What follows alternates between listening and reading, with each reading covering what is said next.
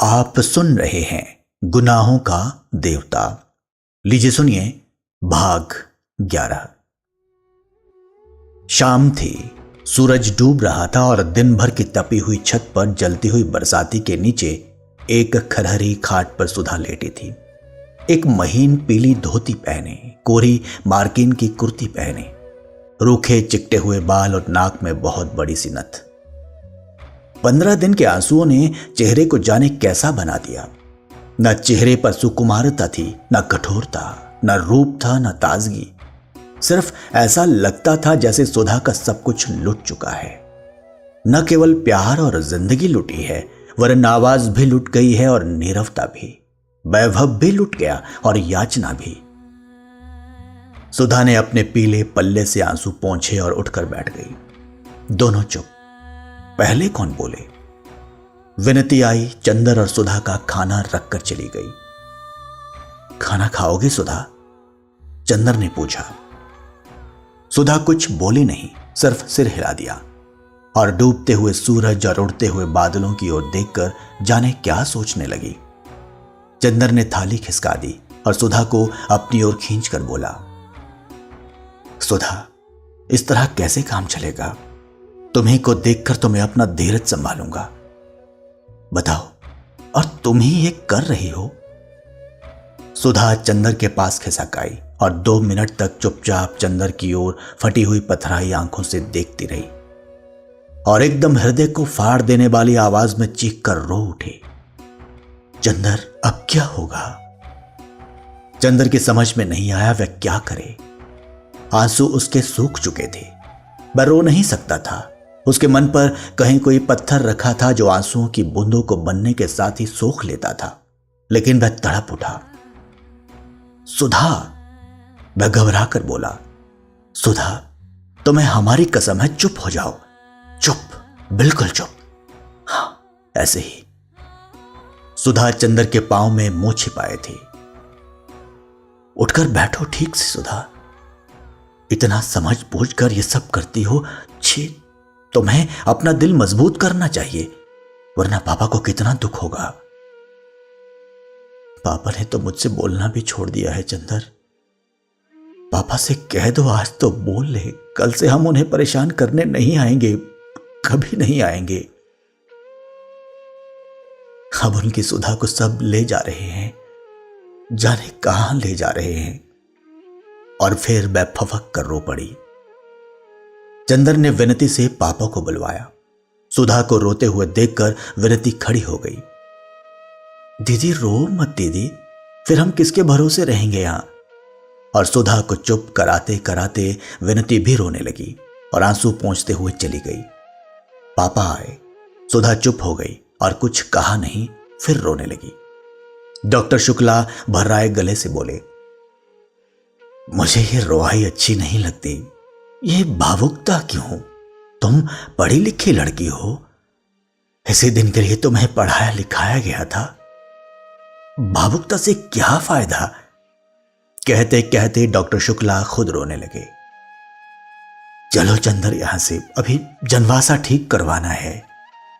चंदर और डॉक्टर शुक्ला दोनों उठकर चले गए। अपनी शादी के पहले, हमेशा के लिए अलग होने से पहले सुधा को इतना ही मौका मिला। उसके बाद सुबह 6 बजे गाड़ी आती थी, लेकिन खुशकिस्मती से गाड़ी लेट थी। डॉक्टर शुक्ला तथा अन्य लोग बारात का स्वागत करने स्टेशन पर जा रहे थे और चंदर घर पर ही रह गया था जनवासे का इंतजाम करने।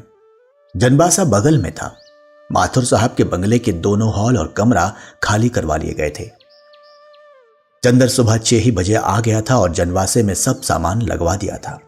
नहाने का पानी और बाकी इंतजाम कर वह घर आया। जलपान का इंतजाम तो केदार के हाथ में था, लेकिन कुछ तौलिए भिजवाने थे। विनती, कुछ तौलिए निकाल दो, चंदर ने विनती से कहा। विनती उड़द की दाल धो रही थी।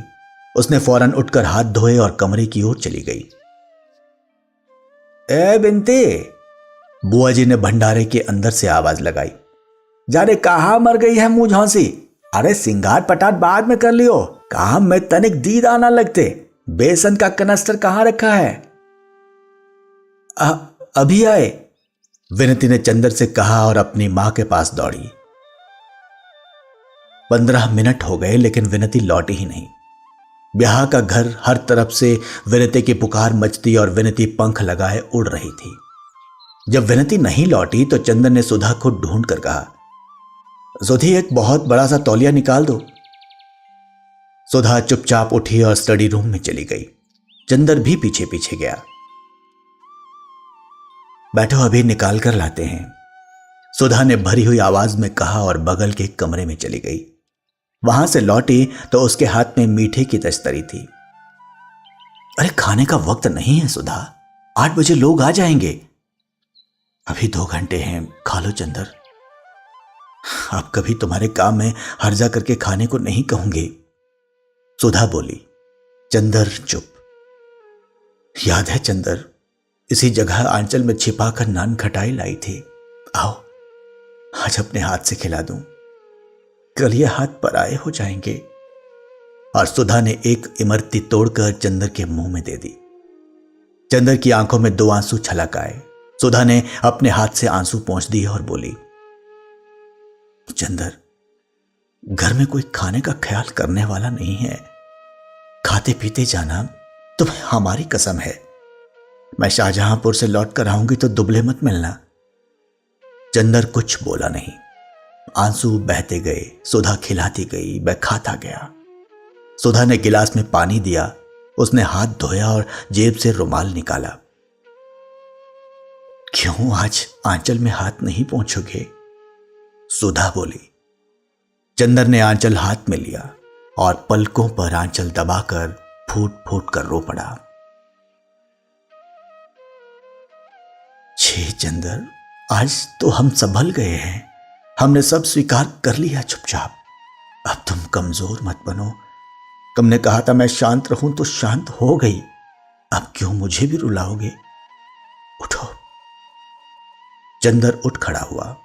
सुधा ने एक पान चंदर के मुंह में देकर कत्था उसकी कमीज से लगा लिया। चंदर कुछ नहीं बोला। अरे आज तो लड़ लो चंदर, आज से खत्म कर देना। इतने में विनती तौलिया ले आई। दीदी इन्हें कुछ खिला दो, ये खा नहीं रहे हैं, विनती ने कहा। खिला दिया। सुधा बोली, देखो चंदर, आज मैं नहीं रहूंगी लेकिन एक शर्त पर। तुम बराबर मेरे सामने रहना। मंडप में रहोगे ना?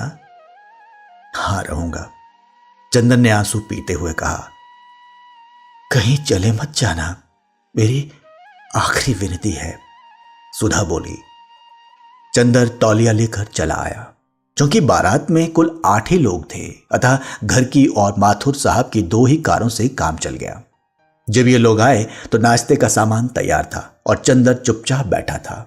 उसने फौरन सबका सामान लगवाया और सामान रखवाकर वह जा ही रहा था कि कैलाश ने पीछे से कंधे पर हाथ रखकर उसे पीछे घुमा लिया और गले से लगकर बोला, कहाँ चले कपूर साहब, नमस्ते, चलो पहले नाश्ता करो।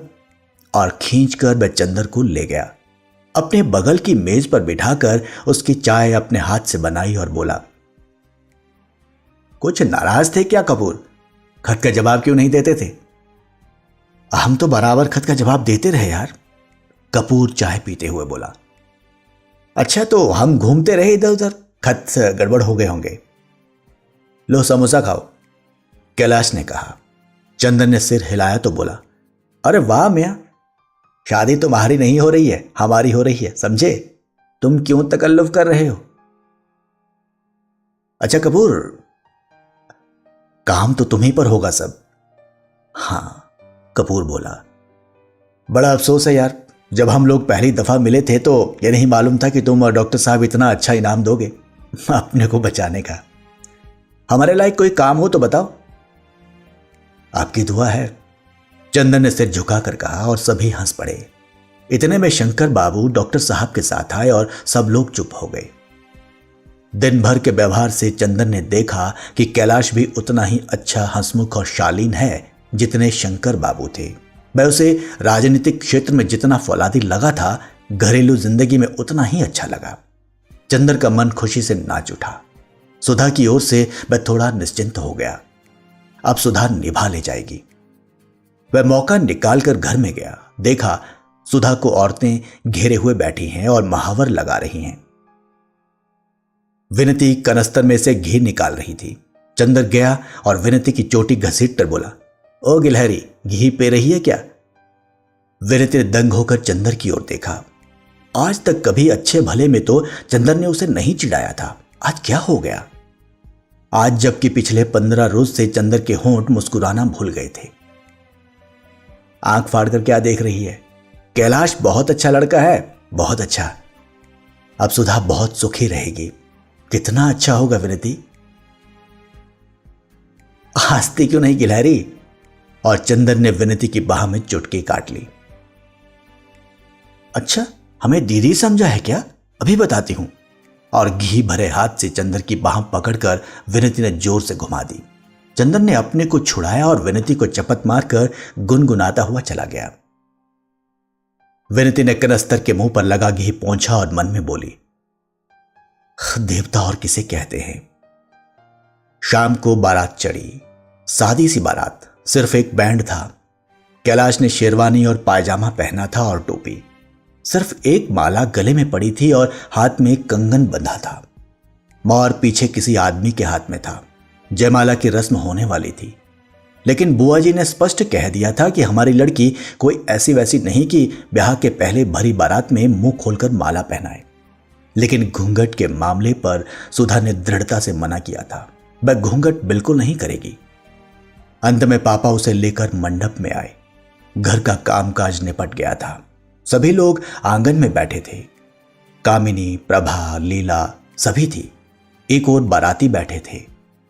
सुधा शांत थी, लेकिन उसका मुंह ग्रहण के चंद्रमा की तरह निस्तेज था। मंडप का एक बल्ब खराब हो गया था और चंदर सामने खड़ा उसे बदल रहा था। सुधा ने जाते जाते चंदर को देखा और आंसू पोंछकर मुस्कुराने लगी और मुस्कुराकर फिर आंसू पोंछने लगी। कामिनी, प्रभा, लीला तमाम लड़कियां कैलाश पर फब्तियां कस रही थी। सुधा सिर झुकाए बैठी थी। पापा से उसने कहा, विनती को हमारे पास भेज दो। विनती आकर सुधा के पीछे बैठ गई।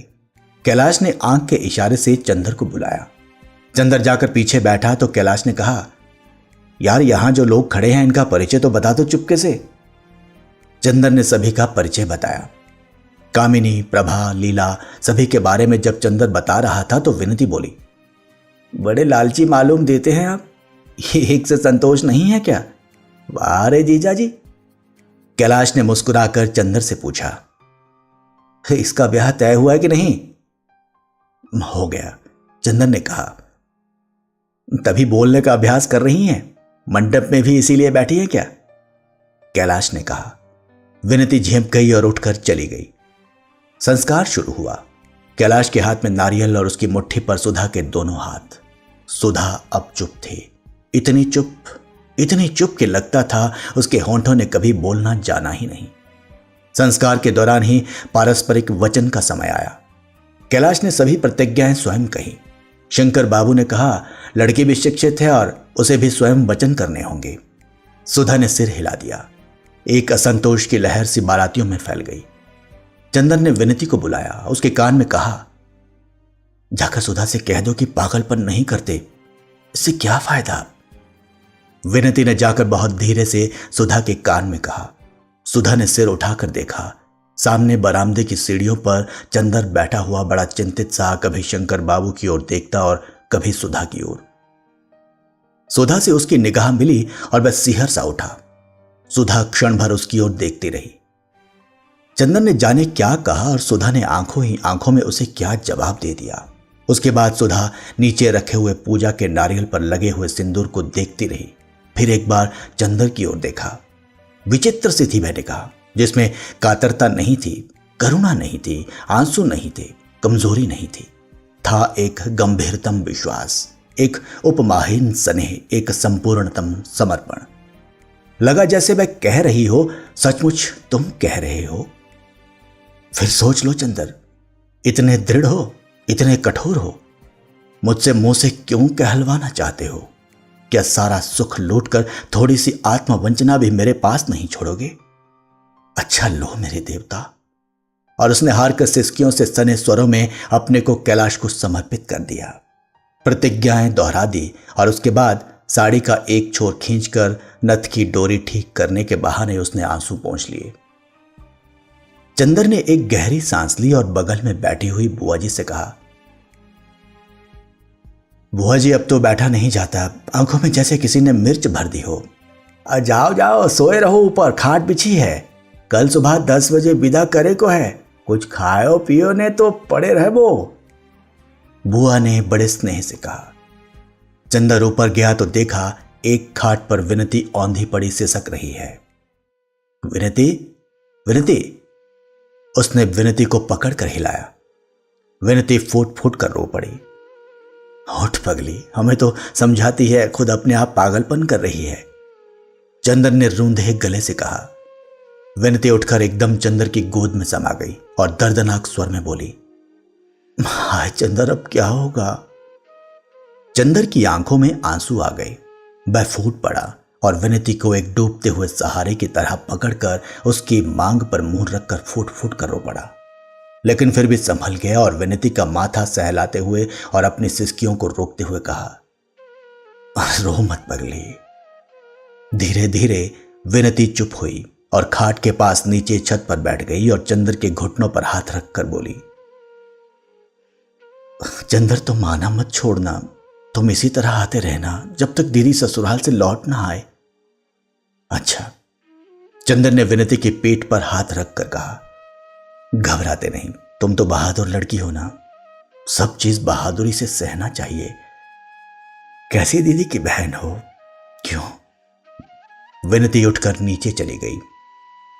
चंदर लेट रहा, उसकी पोर पोर में दर्द हो रहा था, नस नस को जैसे कोई तोड़ रहा हो, खींच रहा हो। हड्डियों के रेशे रेशे में थकान मिल गई थी, लेकिन उसे नींद नहीं आई। आंगन में पुरोहित जी के मंत्र पाठ का स्वर और बीच बीच में आने वाले किसी बाराती या औरतों की आवाजें उसके मन को अस्त व्यस्त कर देती थी। उसकी थकान और उसकी अशांति ही उसको बार बार झटके से जगा देती थी। वह करवट बदलता, कभी ऊपर देखता, कभी आंखें बंद कर लेता कि शायद नींद आ जाए, लेकिन नींद नहीं आई।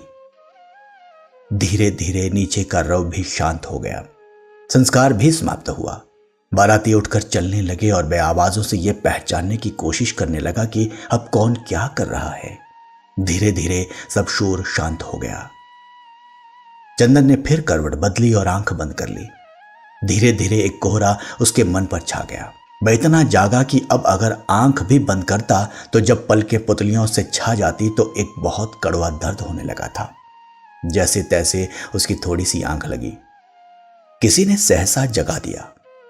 पलक बंद करने में जितना दर्द हुआ था उतना ही पलकें खोलने में। उसने पलकें खोली, देखा सामने सुधा खड़ी थी। मांग और माथे में सिंदूर, कलाई में कंगन, हाथ में अंगूठियां, कड़े, चूड़े, गले में गहने, बड़ी सी नथुनी डोरे के सहारे कान में बंधी हुई। आंखें जिनमें भादों की घटाओं की गरज खामोश हो रही बरसात सी हो गई थी। वह क्षण भर पैताने खड़ी रही। चंदर उठकर बैठ गया। उसका दिल इस तरह धड़क रहा था जैसे किसी के सामने भाग्य का रूठा हुआ देवता खड़ा हो। सुधा कुछ बोली नहीं। उसने दोनों हाथ जोड़े और झुककर चंदर के पैरों पर माथा टेक दिया। चंदर ने उसके सिर पर हाथ रखकर कहा, ईश्वर तुम्हारा सुहाग अटल करे, तुम बहुत महान हो। मुझे तुम पर आज से गर्व है। आज तक तुम जो कुछ थी उससे कहीं ज्यादा हो मेरे लिए सुधा। सुधा कुछ बोली नहीं। आंचल से आंसू पोंछती हुई पायताने जमीन पर बैठ गई और अपने गले से एक बेले का हार उतारा, उसे तोड़ डाला और चंदर के पांव खींचकर खाट के नीचे जमीन पर रख लिए। अरे ये क्या कर रही हो सुधा? चंदर ने कहा।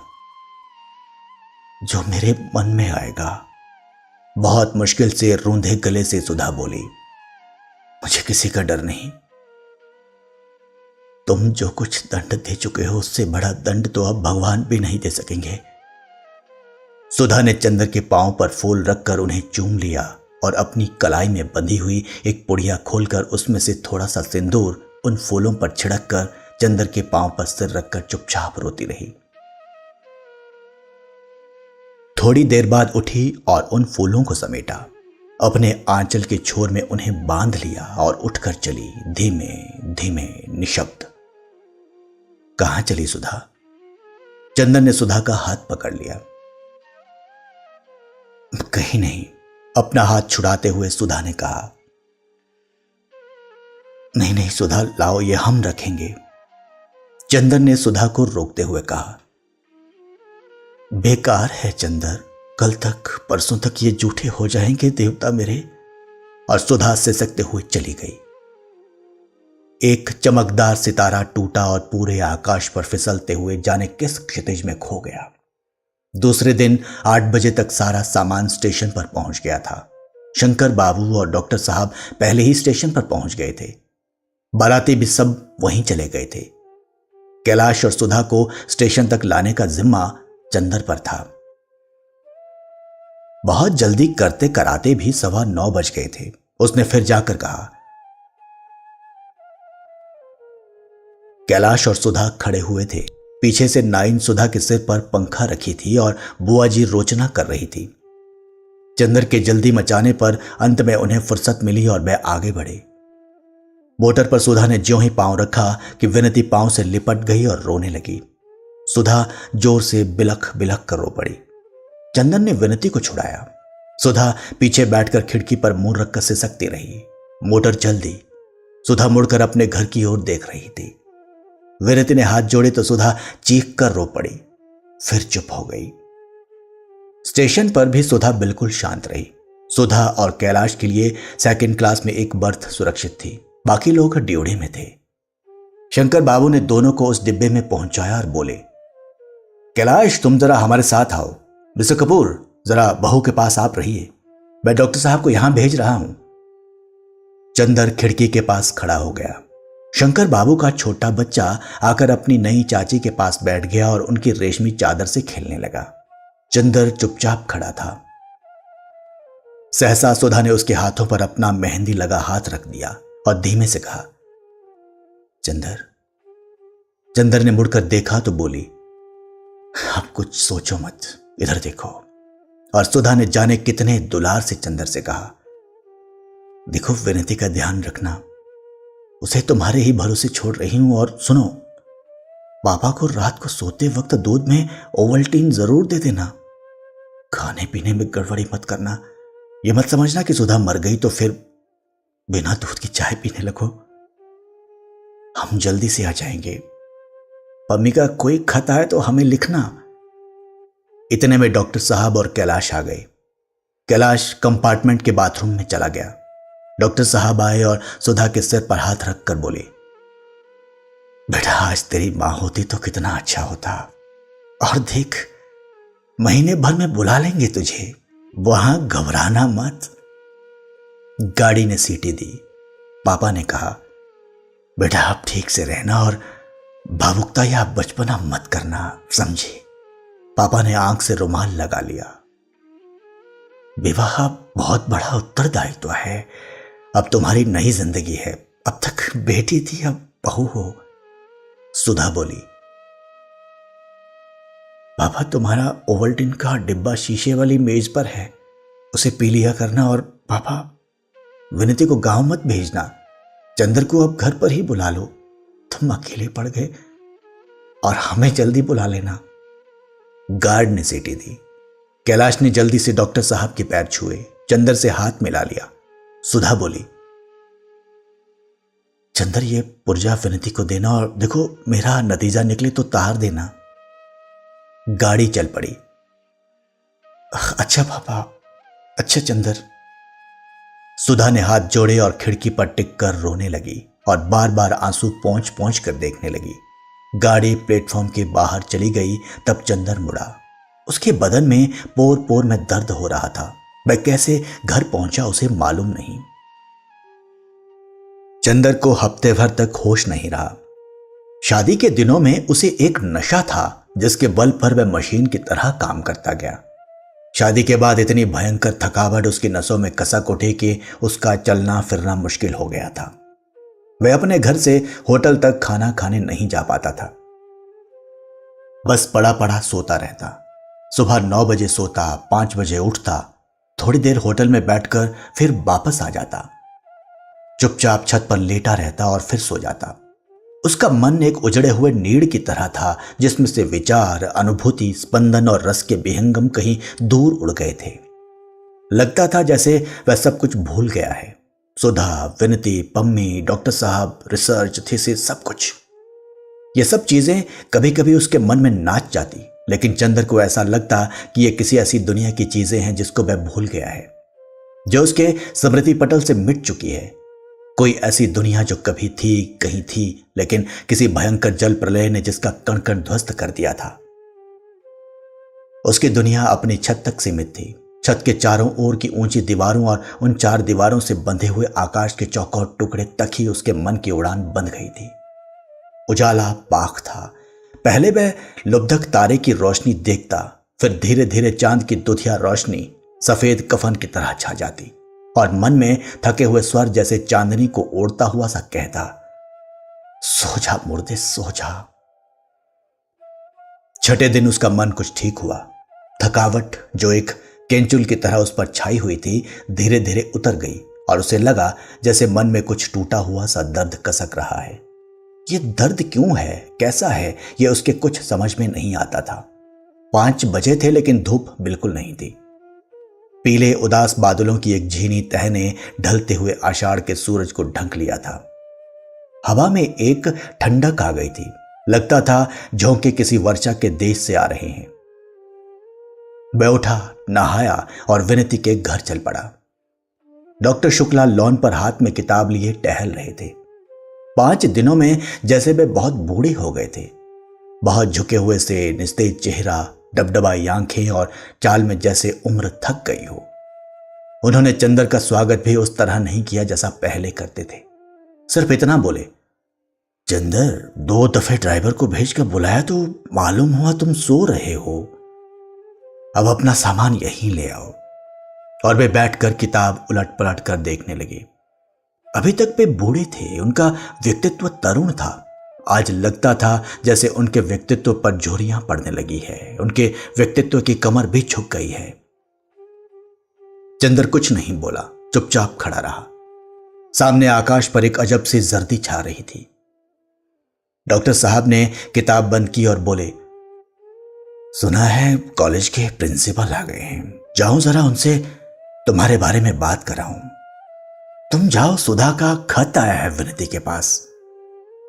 बुआ जी हैं? चंदर ने पूछा। नहीं, आज ही सुबह तो गई। हम लोग कितना रोकते रहे, लेकिन उन्हें कहीं और चैन ही नहीं पड़ता। विनती को बड़ी मुश्किल से रोका मैंने। और डॉक्टर साहब गैरेज की ओर चल पड़े। चंदर भीतर गया। सारा घर इतना सुनसान था, इतना भयंकर सन्नाटा कि चंदर के रोए रोए खड़े हो गए। शायद मौत के बाद का घर भी इतना नीरव और इतना भयंकर ना लगता होगा जितना ये शादी के बाद का घर। सिर्फ रसोई से कुछ खटपट की आवाज आ रही थी। विनती, चंदर ने पुकारा। विनती चौके में थी। वह निकल आई। विनती को देखते ही चंदर दंग हो गया। वह लड़की इतनी दुबली हो गई थी जैसे बीमार हो। रो रो कर उसकी आंखें सूज गई थी और होंठ मोटे पड़ गए थे। चंदर को देखते ही उसने कढ़ाई उतार कर नीचे रख दी और बिखरी हुई लटें सुधार कर, आंचल ठीक कर बाहर निकल आई।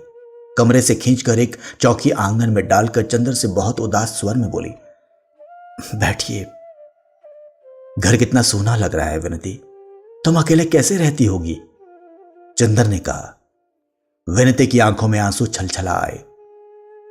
विनती, रोती क्यों हो? छी, मुझे देखो, मैं कैसे पत्थर बन गया हूं। क्यों?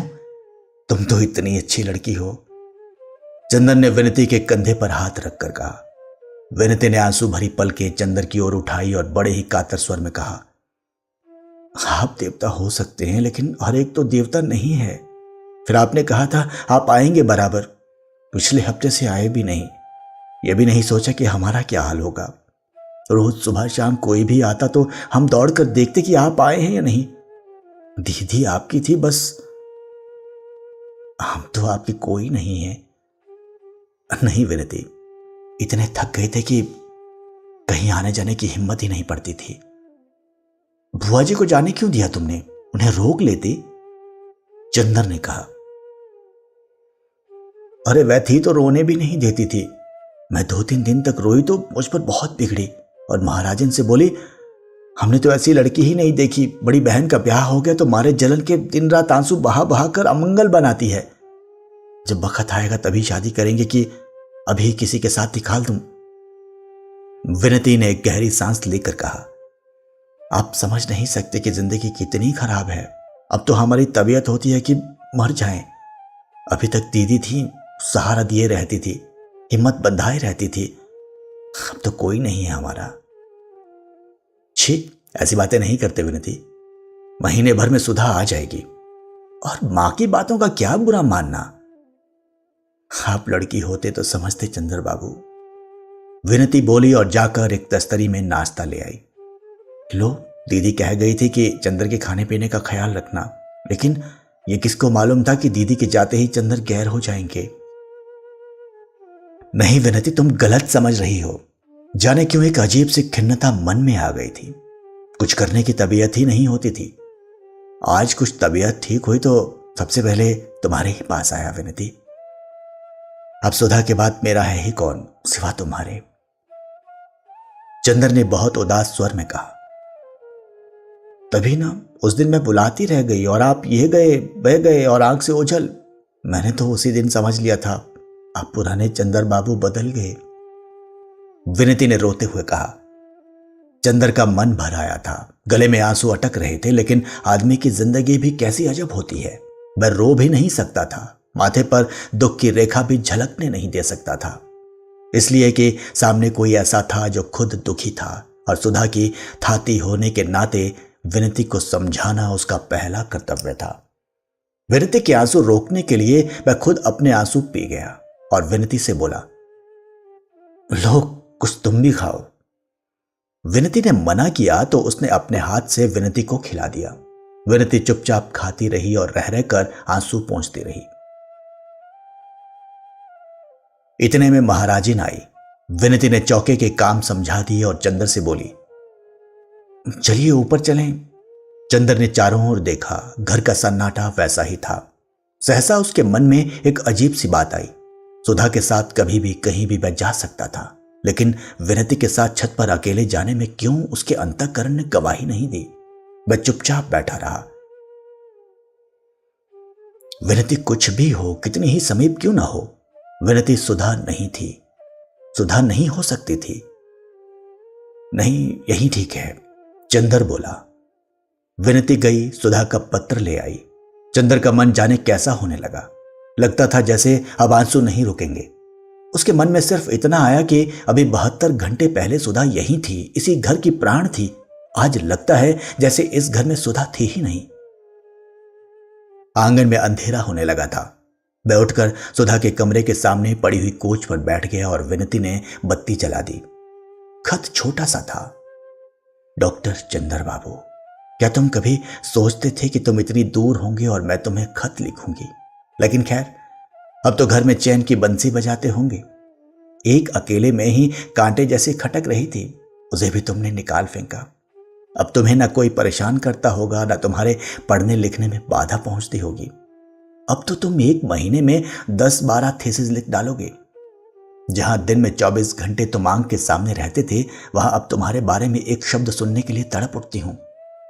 कई दफे तबीयत आती है कि जैसे विनती से तुम्हारे बारे में बातें करती थी, वैसे ही इनसे तुम्हारे बारे में बातें करूं, लेकिन ये तो जाने कैसी कैसी बातें करते हैं। और सब ठीक है, यहां बहुत आजादी है मुझे। माँ जी भी बहुत अच्छी है, पर्दा बिल्कुल नहीं करती। अपनी पूजा के सारे बर्तन पहले ही दिन हमसे मंजवाए। देखो, पापा का ध्यान रखना और विनती को जैसा मैं छोड़ आई हूं उतनी ही मोटी रहे। मैं महीने भर बाद आकर तुम्ही से विनती को वापस लूंगी, समझे? ये ना करना कि मैं ना रहूं तो मेरी बजाय विनती को रुला रुला कर कुड़ा कुड़ा कर मार डालो, जैसी तुम्हारी आदत है। चाय ज्यादा मत पीना, खत का जवाब फौरन देना। तुम्हारी सुधा। चंदर ने चिट्ठी एक बार फिर पढ़ी, 2 बार पढ़ी और बार बार पढ़ता गया। हल्के हरे कागज पर छोटे छोटे काले अक्षर जाने कैसे लग रहे थे, जाने क्या कह रहे थे। छोटे छोटे, अर्थात कुछ उनमें अर्थ था जो शब्द से भी ज्यादा गंभीर था। युगों पहले व्याकरणों ने उन शब्दों के जो अर्थ निश्चित किए थे, सुधा की कलम से जैसे उन शब्दों को एक नया अर्थ मिल गया था।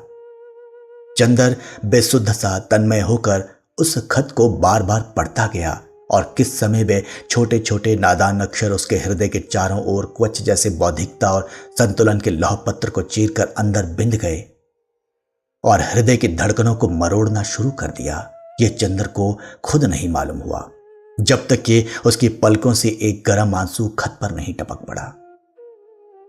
लेकिन उसने विनती से बेआंसू छिपा लिया और खत मोड़कर विनती को दे दिया। विनती ने खत लेकर रख लिया और बोली, अब चलिए खाना खा लीजिए। चंदर इनकार नहीं कर सका। महाराजिन ने थाली लगाई और बोली, भैया नीचे अभिन आंगन धोआ जाइए, आप जाए के ऊपर खाए ले। चंदर को मजबूरन ऊपर जाना पड़ा। विनती ने खाट बिछा दी, एक स्टूल डाल दिया, पानी रख दिया और नीचे थाली लाने चली गई। चंदर का मन भारी हो गया था। यह वही जगह है, वही खाट है जिस पर शादी की रात में सोया था। इसी के पैताने सुधा आकर बैठी थी, अपने नए सुहाग में लिपटी हुई सी। यहीं पर सुधा के आंसू गिरे थे। विनती थाली लेकर आई और नीचे बैठकर पंखा करने लगी। हमारी तबीयत तो है ही नहीं खाने की विनती, चंदर ने भराए हुए स्वर में कहा। अरे बिना खाए पिए कैसे काम चलेगा, और फिर आप ऐसा करेंगे तो हमारी क्या हालत होगी। दीदी के बाद और कौन सहारा है, खाइए। और विनती ने अपने हाथ से एक कौर बनाकर चंदर को खिला दिया। चंदर खाने लगा। चंदर चुप था, मैं जाने क्या सोच रहा था। विनती चुपचाप बैठी पंखा झल रही थी। क्या सोच रहे हैं आप, विनती ने पूछा। कुछ नहीं, चंदर ने उतनी ही उदासी से कहा। दही बताइएगा, विनती ने बड़े कातर स्वर में कहा। चंदर एक फीकी मुस्कान के साथ बोला, विनती अब तुम इतना ध्यान न रखा करो, तुम समझती नहीं बाद में कितनी तकलीफ होती है। सुधा ने क्या कर दिया है ये वह खुद नहीं समझती। कौन नहीं समझता, विनती एक गहरी सांस लेकर बोली। दीदी नहीं समझती या हम नहीं समझते, हम सब समझते हैं, लेकिन जाने मन कैसा पागल है कि सब कुछ समझकर धोखा खाता है। अरे दही तो आपने खाया ही नहीं। मैं पूड़ी लाने चली गई।